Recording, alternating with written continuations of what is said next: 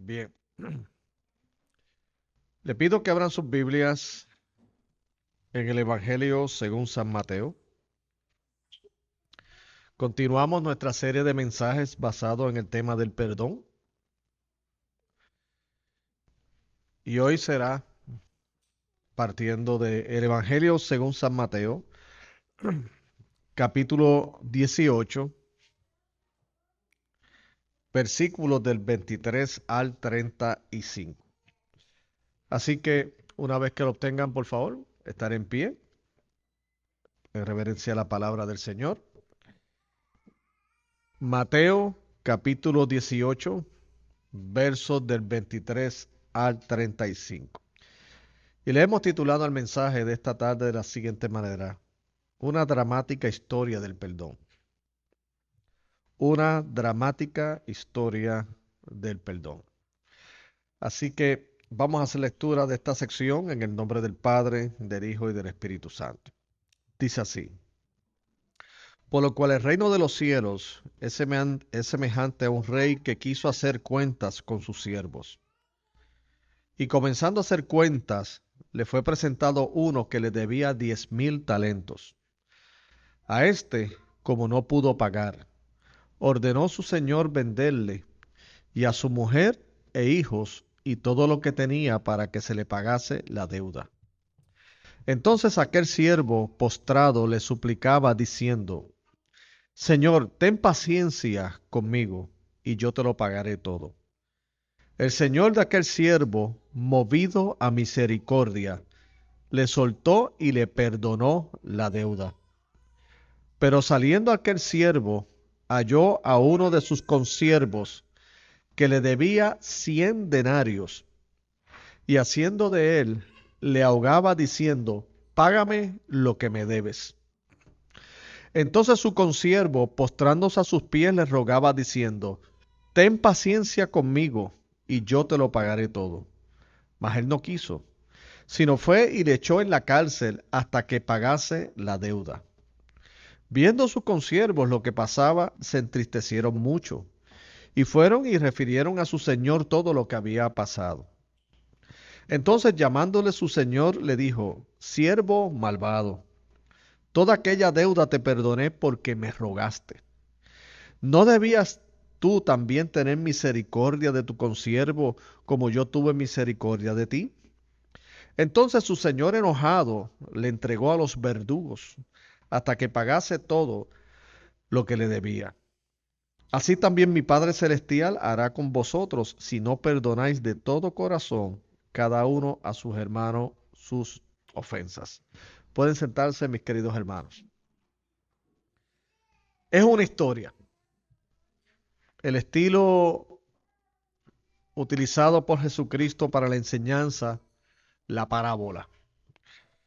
Las parábolas, pues, precisamente tenían esa intención de primeramente conectar a la audiencia con una historia ficticia, pero utilizando elementos de la cultura, de la sociedad, para comunicar enseñanzas importantísimas, especialmente lo que tiene que ver con enseñanzas espirituales. El Evangelio de Lucas es el Evangelio que más parábolas contiene. Y cada una de ellas, hermanos, son dramáticas. Tiene ese elemento sorpresa. Y tiene ese elemento, que es como en el caso de la que estamos reflexionando en esta tarde, de confrontación. ¿Ok? Es una confrontación en el momento del contexto a los discípulos, y es de confrontación para nosotros como creyentes, como cristianos en esta época. Esta parábola viene como resultado en los versículos que le preceden, cuando se habla del difícil tema, porque hay que admitir, hermano, que esto es un difícil tema, y es el del perdón. Y en los versículos anteriores está esta conversación especialmente se resalta a Pedro, cuando el Señor está hablando de lo importante que es perdonar. Y es que, hermano, ciertamente como dice un viejo refrán, el errar es humano, el perdonar que es divino. No es fácil perdonar a aquellos que nos han agraviado, que nos han ofendido grandemente. Y hay niveles de ofensas, porque tenemos que entender también eso. Hay unas ofensas que son más graves que otras. Y el Señor no pide con nosotros en cuanto al perdón en que estas personas no asuman su responsabilidad en cuanto a que una persona que solicita perdón tiene que estar legítimamente arrepentido del agravio que cometió.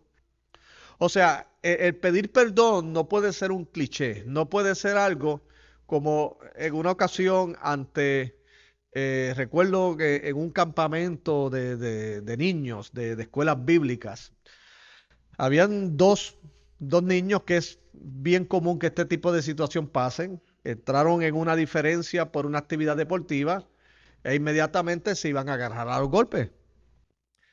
Entonces, este servidor con uno de los líderes del campamento, pues entramos para separarlo. Y entonces el líder del campamento me dice, pastor, este en particular es el que está provocando al otro. Así que cuando me acerco al niño, aproximadamente de unos 8 o 9 años, yo le digo, tú sabes que lo que hiciste está mal. Y él me dijo, bueno, ¿qué usted quiere? ¿Que le pida perdón? Pues perdón. Así fue la actitud. Y yo le dije, no me gusta ese perdón. Ah, ¿y cómo lo quieres? Así me dijo el niño. Un niño bastante aguzado, ¿no? Y yo le dije, tú tienes que pedirle perdón de corazón. Ah, ¿quieres que me arrodille? Yo le dije, ven acá, vámonos, como hacemos con esos niños, vámonos para la oficina. Vámonos para hablar porque tú no tienes la actitud correcta. Me dice, no, es que usted quiere que yo pida perdón, pues ya pedí perdón. Y yo, pero es que le di una lección de perdón en términos, ok, tú le estás pidiendo perdón, pero tú todavía no estás convencido que tú lo agraviaste a él. O sea, tú no tienes bochorno, tú no tienes vergüenza de lo que tú le hiciste a él. Tú le estás pidiendo perdón porque tú no quieres que yo te expulse del campamento, que son dos cosas diferentes. Y él me dijo, es verdad, pastor, me dijo el niño aguzado de 9 años. Me dijo, sí, es verdad, yo no quiero que me expulsen, pues si tengo que pedir perdón, pido yo. Es que esto es un campamento cristiano. Y yo te voy a decir algo, yo mismo no voy a aceptar ese perdón hasta que realmente tú sientas ese dolor y ese sentimiento de que tú agraviaste a tu amigo, que es tu hermano en la fe, que le hiciste daño, que lo hiciste sufrir. Te sientes así y me dices, no. Y yo, pues bueno, pues entonces cuando tú te sientas así, yo no quiero proceder a una expulsión en este momento. ¿Por qué? Porque sé que lamentablemente tú vas a disculparte con él porque yo te voy a disciplinar. Y en la fe cristiana es algo que nos tiene que salir del corazón. Claro, si tú continúas con estas actitudes, pues tengo que asumir una reglamento y entonces te vamos a tener que decir que no puedes venir más. Pero en este momento no acepto que el perdón que tú le estás pidiendo a él, ni espero que él te lo acepte. Entonces, él se queda así, él se va, los padres llegan y él pues enojado le dice a los padres, el pastor me dijo que hiciera esto y así, sí, porque oye, el niño abusado. Y los padres dijeron, pero es que el pastor tiene razón. Ah, ustedes también, abusado.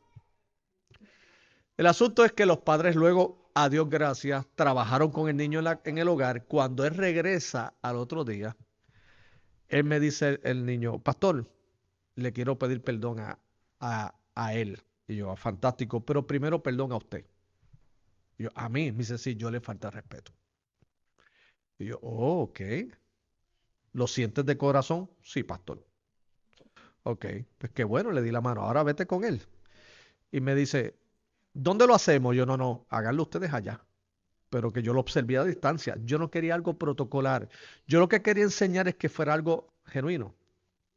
El asunto es que sí, se dieron la manito, pero lo que realmente me confirmó que el otro había recibido el perdón legítimamente es porque luego estaban jugando como siempre. Y tú notas en unos niños cuando es algo que es legítimo. ¿Qué quiero ilustrarle con esto, mi hermano? Que ciertamente el perdón es difícil, pero también cuando uno pide perdón, especialmente en nuestra relación con Dios, esto no es un perdón protocolar. Tiene que ser realmente que nazca de un corazón que legítimamente está arrepentido de que de la ofensa que se hizo. Y aquí esto viene de una conversación cuando el mismo Señor está hablando lo de que si tu hermano pega contra ti, ve y repréndele estando tuyo él solo, dice en el verso 15, y si te oyere, has ganado ¿qué? A tu hermano. Y luego de seguir desarrollando esa conversación, entonces Pedro, dice en el verso 21, le dijo, bueno Señor, ¿cuántas veces perdonaré a mi hermano que peque contra mí? ¿Hasta 7? O sea, es como que esto es algo tan difícil, porque hay que reconocerlo, mis queridos hermanos, no es fácil. No es fácil perdonar al que nos ha agraviado. No es fácil perdonar al que ha creado sufrimiento en nuestras vidas. No es fácil. Es tan difícil que hasta inclusive nosotros tenemos recursos legales para que nos restituyan aquellas cosas que fueron quitadas cuando nos han agraviado. Cuando ha habido situaciones donde hasta inclusive no has podido desempeñarte laboralmente porque te afectó, hay unos recursos legales para que esa persona sea la ley la que lo obliga a restituir lo que tú perdiste por causa de esa ofensa.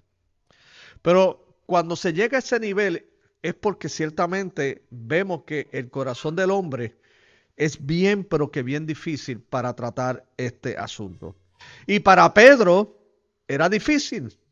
Dice, ¿hasta cuántas veces perdonaré a mi hermano? Hasta 7. O sea, si Jesucristo lo hubiera dicho a él 7, él hubiera dicho, oh, qué bueno, porque si perdoné una vez todavía quedan 6. Si perdoné 2 quedan 5. Y una vez que se cumpla la cuota de las 7, yo no me veo en el deber de perdonar.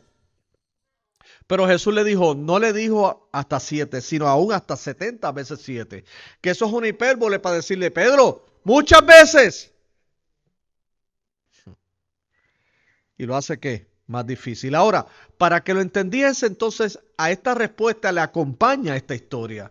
Para que entonces tanto Pedro como nosotros nos pudiéramos ¿qué? Identificar con lo que está pasando allí. ¿Por qué? Porque el perdón tiene que ver con restauración. Pero la base del perdón es la misericordia. El mismo Señor en las Sagradas Escrituras, tanto en el Antiguo Testamento como en el Nuevo, pero ahora hago referencia al Antiguo, cuando dice en el libro del profeta menor Oseas, en el capítulo 6, verso 6, él dice, misericordia quiero y no sacrificio, y conocimiento de Dios más que holocaustos. O sea, lo que Dios estaba pidiendo en el Antiguo Testamento es que legítimamente del corazón del ser humano nazca esta empatía, este elemento de misericordia que muchas veces era sustituido por rituales religiosos. Y me explico. O sea, muchos en el pueblo de Israel, tanto en el Antiguo Testamento como en el Nuevo, pues ellos cumplían con sus responsabilidades protocolarias en el templo, presentaban sus ofrendas, ellos hacían sus sacrificios, hacían todo lo que la ley le prescribía en cuanto a los rituales. Pero el asunto es que ellos se sentían como que en su conciencia tranquila por ello, pero sin embargo continuaban las malas actitudes fuera del templo, continuaba con los resentimientos y decía con los rencores, porque ellos habían suplantado el asunto de que la actividad religiosa en cierta medida aplacaba las exigencias de Dios, pero entonces no veían responsabilidad en lo otro. Y el Señor desde que se reveló al pueblo y se reveló en los 10 mandamientos, él mismo dijo, amarás a tu Dios sobre todas las cosas y a tu prójimo como a ti mismo. O sea, ¿qué está diciendo? La fe en mí involucra buenas relaciones con tu prójimo. O sea, esto no es una cuestión de que solamente estés bien conmigo. Esto es una cuestión de que si tú estás bien conmigo, yo quiero que tú estés en paz con los demás. En una ocasión, recuerdo una situación un poquito desagradable, ¿verdad? Y, y esta persona dijo, yo puedo recibir a tu esposa y a tus hijos, pero a ti no. pero a ti no. O sea, no me saludaba a mí, pero a mi esposa y a mis hijos sí. A lo que mi esposa dijo, bueno, si no los recibes a él, a mí tampoco. Dijo, pero no, es con él. Pues entonces arregla con él si tú quieres también con nosotros. Pero nosotros no podemos apoyarte si tú estás en enemistad con él. ¿Por qué? Porque somos unidos. Somos uno. Entonces vino la persona y luego, gloria a Dios, se reconcilió. No era una persona muy madura en la fe, obviamente, como se han dado cuenta. Pero ¿qué le digo con esto? Esto lo que quiero representar es que el Dios mismo que está en los cielos está diciendo, bueno, si entre ustedes hay enemistades, entre ustedes no se toleran, pues en cierta medida eso afecta mi relación conmigo. Es como el Señor mismo dice en las epístolas de Juan, el que no quiere tener al Hijo no tiene al Padre. O sea, el que rehúsa tener a Jesucristo no tiene paz con Dios. O sea, ¿qué es lo que él está diciendo? O sea, hay personas y hoy día también de que dicen, no, yo creo en Dios, pero no creo en Jesucristo. Pues si tú eres de los que piensas de esa manera, te voy a dar una noticia no muy agradable para ti. Dios no recibe esa aparente fe que tú tienes en Él al rechazar a su Hijo Jesucristo. Él dijo, si tú recibes al Hijo, me tienes a mí. O sea, esto es algo indivisible. Y también esto se traduce en las relaciones interpersonales. ¿Por qué hay iglesias que Dios ha dejado de bendecir? Y se lo digo sinceramente. Hay iglesias que están operando de manera automática, pero la mano de Dios no está ahí. Y podrán tener buena doctrina, y podrán tener buenas facilidades, y parece que los servicios están corriendo normales, pero la presencia de Dios, el Espíritu de Dios no está haciendo nada ahí porque Dios ha dicho no. Donde hay enemistad, donde hay celo, donde hay chisme, donde hay todo tipo de ambiente tóxico, yo no bendigo eso ahí. Porque o sea, el Señor no levanta lugares simplemente para que lo reconozcan a Él y aquellos que le reconocen, sus adoradores, estén en enemistad y en guerra entre ellos. No. Porque eso no es representativo de lo que Dios quiere comunicar al mundo. O sea, el Señor mismo dijo que lo conocerán a Él por el amor que se tengan ellos unos a los otros, dice en Juan 17. O sea, si ustedes se aman unos a los otros, el amor del Padre está con ustedes.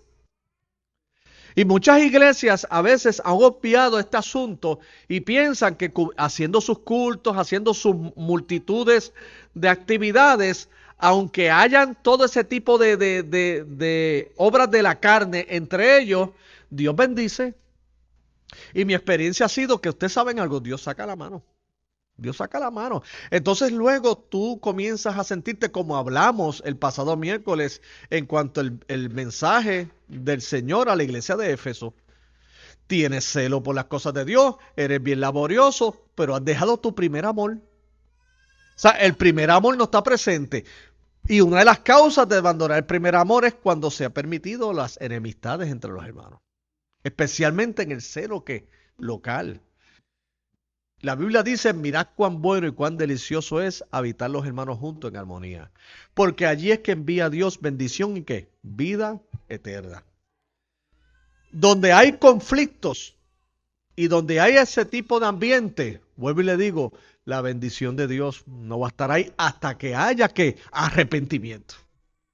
Hasta que no haya una actitud como dice en Segunda de Crónicas, que es un pasaje muy famoso, que dice, hasta que no se humille mi pueblo sobre el cual mi nombre es invocado, y se arrepentiese, yo no voy a escuchar aquí lo que pase. O sea, que el pueblo, y eso está en el contexto del templo del Antiguo Testamento, allí, o sea, Dios no va a bendecir ese lugar hasta que el pueblo camine en humillación delante de él y en arrepentimiento. Entonces, en esta historia, el tema es que la misericordia. Porque lo primero que podemos apreciar en esta dramática historia del perdón es lo siguiente. Vamos a verlo por el personaje del rey. Yo tomo como personaje principal aquí el rey.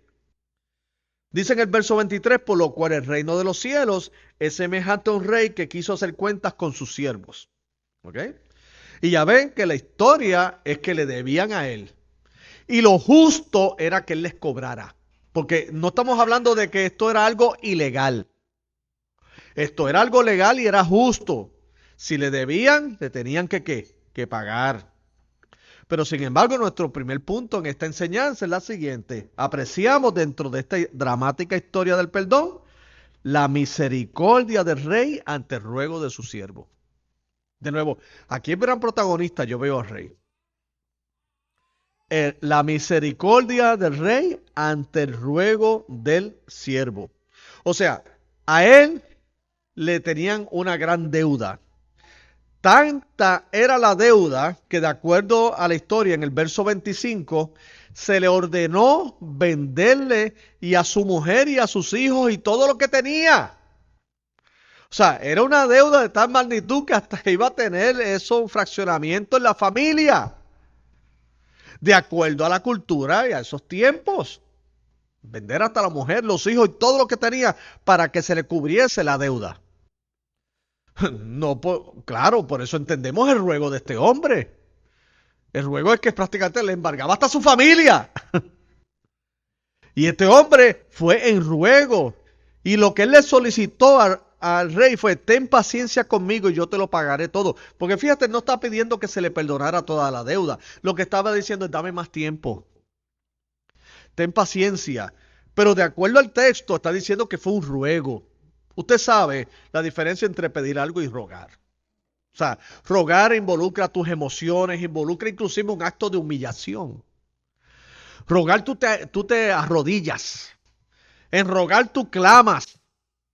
En rogar tú comprometes tu dignidad humillándote. Ahora le voy a decir algo. De acuerdo a la historia, el rey se compadeció. Dice en el verso 27, el señor de aquel siervo, movido a misericordia, le soltó y le perdonó ¿qué? La deuda. Hermanos, la misericordia es todo en esto. La misericordia es la empatía. Es lo que te identifica con el dolor humano.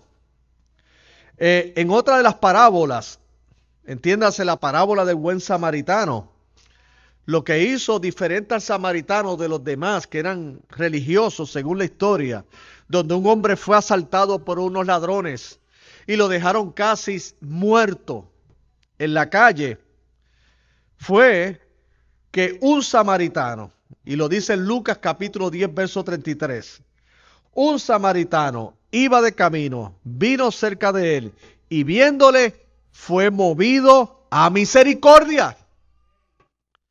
Así que, hermanos, la misericordia y el perdón están estrechamente unidos. El rey se compadeció. El rey tuvo empatía. Y el rey le dio más de lo que él solicitó. Él pidió tiempo adicional para pagar. No, el rey le perdonó todo. Bendita misericordia del rey. Y hermano, esto obviamente tiene una alusión a lo que es Dios en nuestras vidas. El perdón de Dios de nuestros pecados, como lo apreciamos el pasado domingo, cuando reflexionamos acerca de quién es la persona más afortunada del mundo o la más bienaventurada, es aquel que ha sido cubierto su pecado.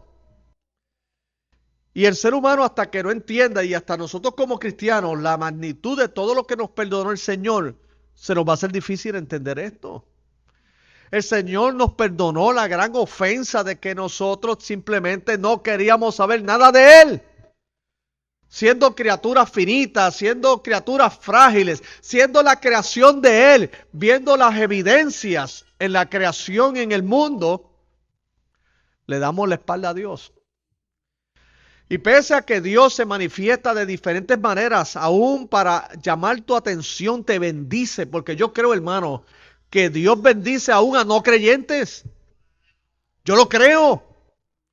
Hay personas que no le sirven a Dios y que nunca le servirán a Dios, pero sin embargo reciben bendiciones de Dios. Porque toda buena dádiva y todo don perfecto proviene ¿de quién? De Dios. O sea, todo lo que es bueno proviene del Padre.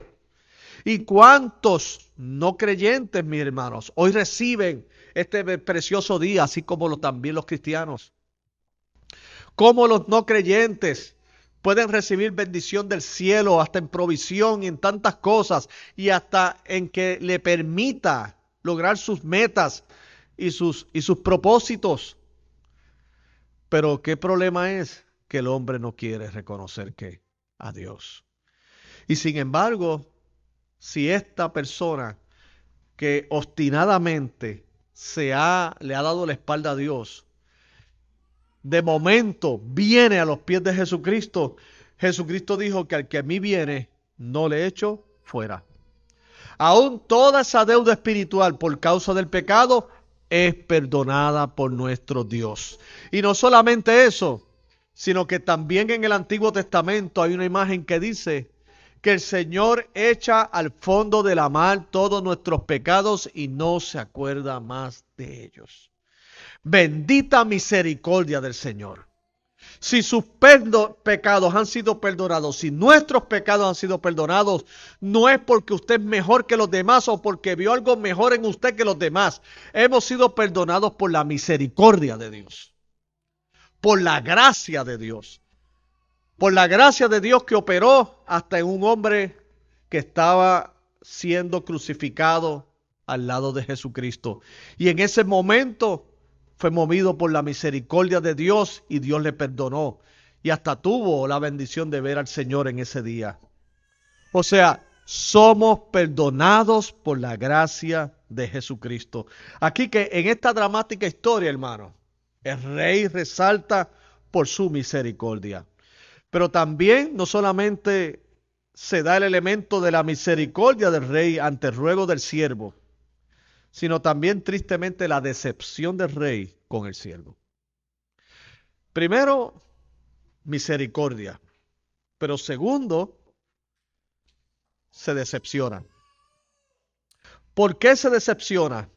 Bueno, porque a él le llegan las noticias de que lamentablemente esta persona que había recibido el perdón de toda su deuda, sin embargo, cuando alguien le debía una cantidad mucho menor que la que él debía, sin embargo, no lo perdonó. Dice en el verso 30, desde el verso 29 dice, entonces su consiervo, postrándose a sus pies, le rogaba diciendo, ten paciencia conmigo y yo te lo pagaré todo. La misma petición que él le había hecho al rey, a él se la estaban haciendo. No le estaban diciendo que le perdonara la deuda, le está diciendo, dame un tiempo adicional. Pero miren la actitud, él no quiso.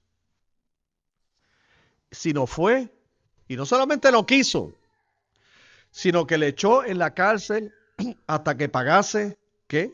La deuda. Y verso 31, viendo sus consiervos lo que pasaba, se entristecieron mucho y fueron y refirieron a su señor todo lo que había pasado. Y verso 32, entonces llamándole su señor le dijo, siervo malvado, toda aquella deuda te perdoné porque me rogaste. La decepción. La decepción que nos va comunicando que cuando recibimos la gracia de Dios, no es solamente para tú ser beneficiado de ello en cuanto a tu relación con Él, sino que es una gracia que recibimos para también impartirla a otros. Porque de nuevo, nuestra relación con Dios tiene todas estas dos esferas o estos dos niveles. Vertical, que es nuestra correcta relación con Dios, y también horizontal, que es con nuestro prójimo. Entonces, aquí este hombre se indigna y dice, ¿cómo es posible que yo te perdone una deuda hasta mayor? Y sin embargo, tú fuiste no empático, no tuviste misericordia. ¿Cómo es posible que tú hayas procedido de esa manera? Y vuelvo y le digo, mis queridos hermanos, aquí no es un asunto de legalidad e ilegalidad. Lo legal era que el que debe pague. Pero la misericordia, y de hecho inclusive hasta en nuestras leyes está, en que nosotros tengamos la prerrogativa de perdonar a nuestros deudores si queremos, mi querido hermano. O sea, usted puede deber el mortgage de su casa. Y de hecho, legalmente, si usted no paga, lamentablemente puede haber unas consecuencias. Pero si un día, por la gracia de Dios, la junta del banco se reúne y dice, no, a fulano no le vamos a cobrar más nada. Es más, le vamos a dar ya el título de propiedad sin ninguna deuda. Ellos pueden hacerlo. La ley no le impide a ellos ser misericordiosos. Eso es algo que hasta en nuestro sistema es algo que depende de ti, de mí. Si tú y yo queremos perdonar completamente eso, lo podemos hacer. Es como si a usted le chocaran el carro, Dios no lo quiera, y obviamente usted tiene todo el derecho para que el seguro y todas las demás cosas le cubran, pero si usted dice, mira, olvídate de eso, tranquilo, usted puede sencillamente seguir su camino y ya se acabó el asunto, ni él tiene que pagarle a usted ni nada. Y usted yo sé que me está mirando y quién hará eso. Claro, sería un milagro. Y más acá en los Estados Unidos. Sería un milagro.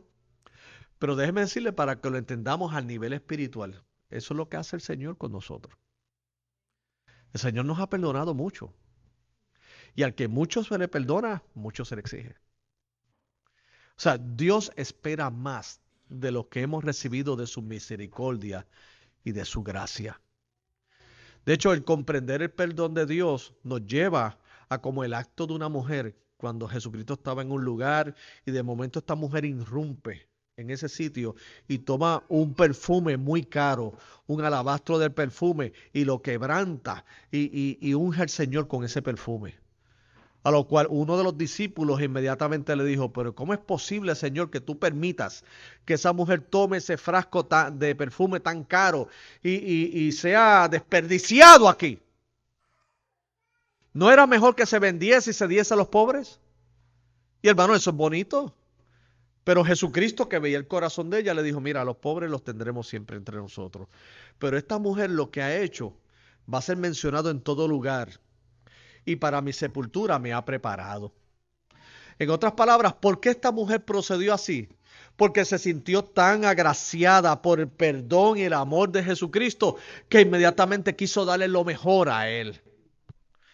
Hermanos, Dios permita que nosotros como respuesta de esta gracia y del perdón de Dios, no un perfume, sino nuestra propia vida sea quebrantada delante de los pies de Jesucristo y que salga el hermoso aroma del arrepentimiento y del agradecimiento.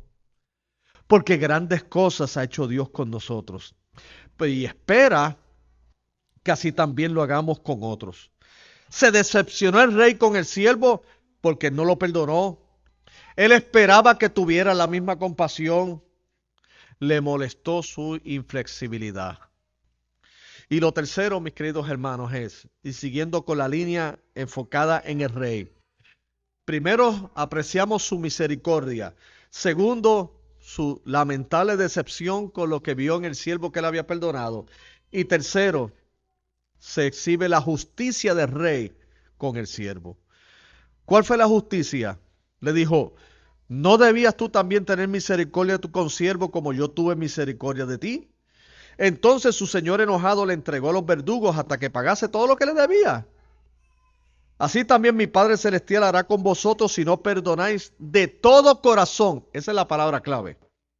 De todo corazón, cada uno a su hermano sus ofensas. El Señor tuvo que impartir justicia. Primero fue gracia, pero lamentablemente al no recibir esa gracia y esa misericordia, entonces el Señor obra con justicia. ¿Por qué?